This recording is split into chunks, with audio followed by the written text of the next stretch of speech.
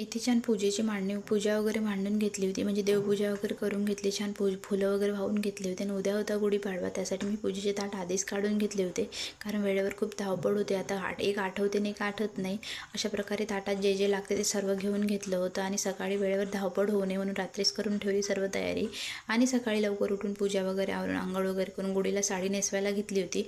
आणि आहूनसुद्धा छान निंबाचा पाला आणि आंब्याचा ढाका वगैरे लावून गुढी छान बांधून घेतली होती. आणि मी सुद्धा सिंपल अशी रेडी होऊन गुढी तयारी करायला, म्हणजेच पूजा करायला चालली होती बाहेर गॅलरीमध्ये. असे छान तयारी करून गुढीला गाठी वगैरे हार वगैरे चढवला आणि अशी छान गुढीची मांडणी केली होती. आणि रांगोळी वगैरे टाकून छान गुढी अशी उभारली होती. आणि एवढं ऊन झालं होतं ना, पाहता पाहता खूप होऊन गेलं होतं. आणि आम्हाला उशीरच झाला होता, म्हणजे 11च वाजले होते. अशा प्रकारे छान गुढीची मांडणी वगैरे केली, आरती वगैरे केली. आणि अद्दूचं असं मध्ये चाललं होतं, कारण त्याला वाटेमध्ये दिसला होता प्रसाद.